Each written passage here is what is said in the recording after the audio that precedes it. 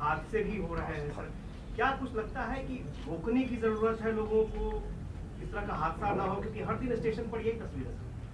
हम जिनकी क्षति हुई है उनके प्रति संवेदना व्यक्त करते हैं, संवेदनशीलता के साथ आगे बढ़ेंगे और लोग अच्छे ढंग से इसमें भाग लें, उसके लिए सरकार का पूरा प्रयास रहा है।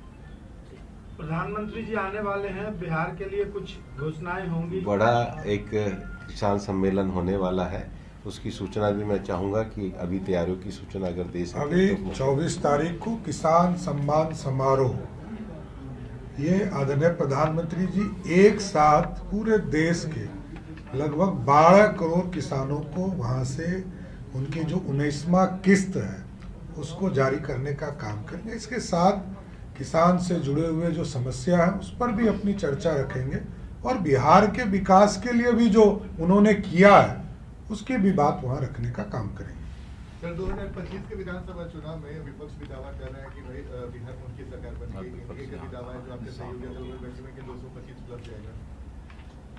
लेकिन आपको लगता है कि इंडिया गठबंधन के कमजोर होने का या फिर आपस में जो तुतुमें की स्थिति है उसका फायदा एनडीए को मिलेगा? बिहार में बहुत प्रचंड बहुमत के साथ एनडीए की सरकार बनने जा रही है। ये लालू जी ने हाल ही में कहा है कि बिहार में हम लोग के रहते भाजपा सरकार नहीं बना सकती है। भाजपा ही सरकार में उनके रहते हैं।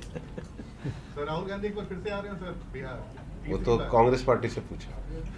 दक्षिण बिहार में 3 चीनी मिल का तीनों बंद है, उस पर आप क्या कहें? अभी तो बता दें।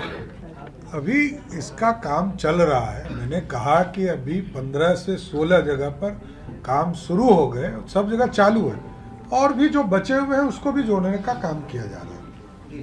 केसरी जी का इस सासा मूसा के लिए सर इस फाइनेंशियल ईयर में चालू हो जाएगा, यानी गन्ना सत्र में या अगले में नहीं, अगले में? क्योंकि अभी तो सीजन खत्म हो जाएगी महीने तो भर। क्या अक्टूबर से प्राइस जो शुरू होगा उसमें अगले साल हो जाने की संभावना।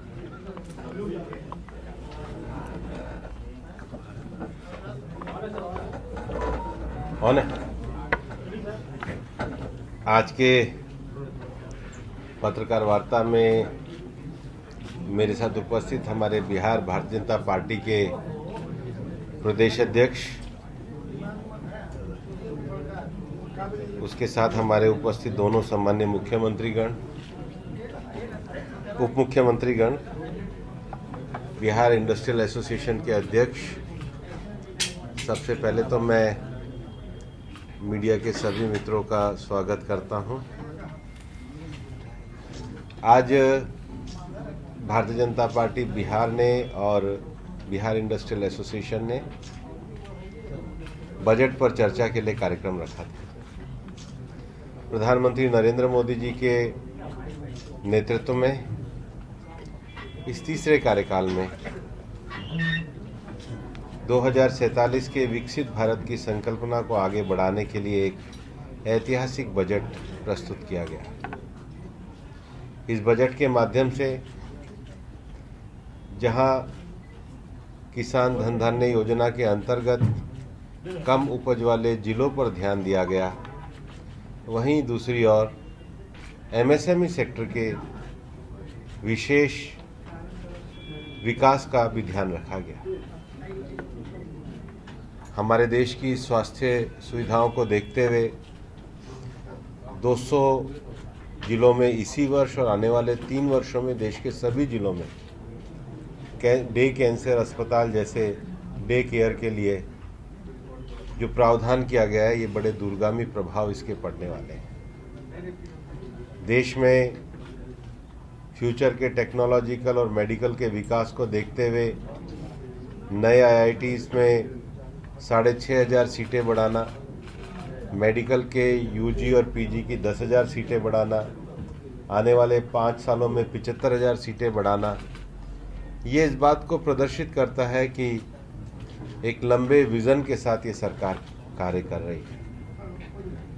और विशेष रूप से अगर आप देखेंगे कि कृषि में भी दलहन के क्षेत्र में, कपास के क्षेत्र में, फलों और फूलों के उत्पादकता को बढ़ाने के लिए जब विशेष प्रावधान किए गए हैं, वहीं बिहार में एक सेंटर फॉर एक्सीलेंस की स्थापना की बात करी है और उसके साथ साथ मखाना बोर्ड की भी बात करी है।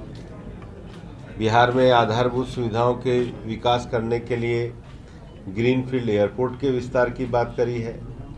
और आज जो पिछले 10 वर्षों में हम बहुत बढ़िया कनेक्टिविटी देखते हैं, ये मोदी जी के शासनकाल का परिणाम है।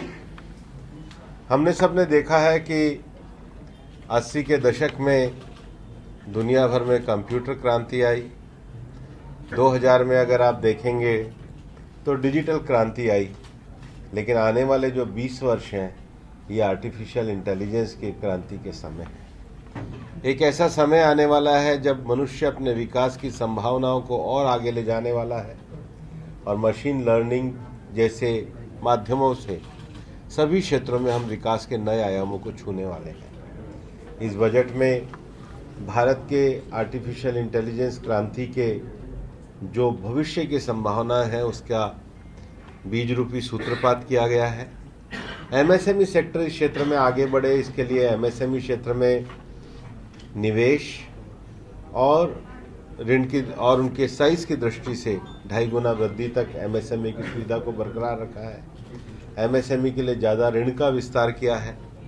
लेकिन जो नीचे भी जो सीमांत जो लोग हैं, विशेष रूप से शहरी क्षेत्रों में जो हमारे रेहड़ी पटरी वाले लोग हैं, उसके लिए स्वनिधि योजना के विस्तार की बात बजट में की गई है। और आज तो ये दिन विशेष है कि भारत रत्न स्वर्गीय कर्पूरी ठाकुर जी की पुण्यतिथि भी है। उन्होंने अति पिछड़े वर्ग के लिए समाज में जो कार्य किए हैं, अगर देखा जाए तो मोदी जी के विज़न में अति पिछड़े वर्ग के जो स्वनिधि क्षेत्र में रहने वाले लोग हैं और जो आने वाले शहरीकरण के विकास में जो लोग जुड़ने वाले हैं, उनमें भी हमने देखा है उनकी बस्तियों में ज़्यादा विकास नहीं हो पाता। इसलिए जो अपेक्षाकृत नए शहरी के क्षेत्रों का विकास हो रहा है, उधर 1 लाख करोड़ रुपए का प्रावधान किया गया है। जो विशेष रूप से आधारभूत संरचनाएं हैं, उसके लिए सरकार के द्वारा एक 1.5 लाख करोड़ रुपया ऋण मुक्त ब्याज के रूप में उपलब्ध कराया है। मैं ये कहना चाहूँगा कि ये बजट कृषि क्षेत्र की उत्पादकता की वृद्धि के लिए है। ये बजट एमएसएमई क्षेत्र को बूस्ट देने के लिए है। ये बजट स्वास्थ्य की बुनियादी सुविधाओं को देश में बढ़ाने के लिए है।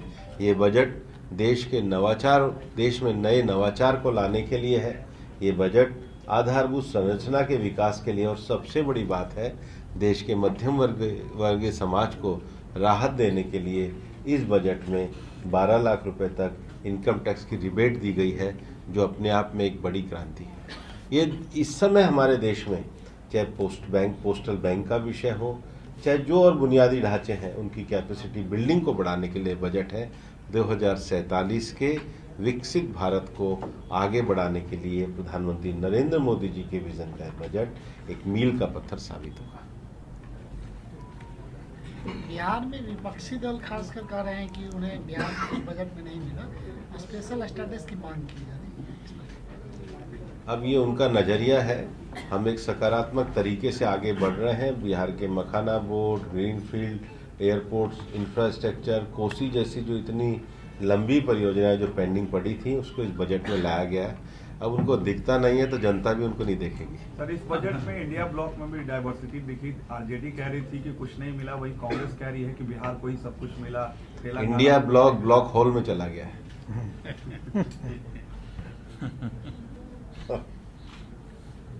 बिहार में सर प्रधानमंत्री आए थे तो बोले थे चीनी मिल का उद्घाटन खोला जाएगा, लेकिन इतने वर्ष हो गए लेकिन आज तक कुछ नहीं। वित्त मंत्री जी बैठे हैं, इस संबंध में जो बातें की जा रही हैं वो आपको बताएंगे। अभी तो तुरंत अभी 1 महीने पहले रीगा चीनी मिल का उद्घाटन माननीय मुख्यमंत्री जी ने प्रोडक्शन के साथ, और कई इथेनॉल प्लांट हमारे यहाँ 15 से अधिक इथेनॉल प्लांट चालू हैं।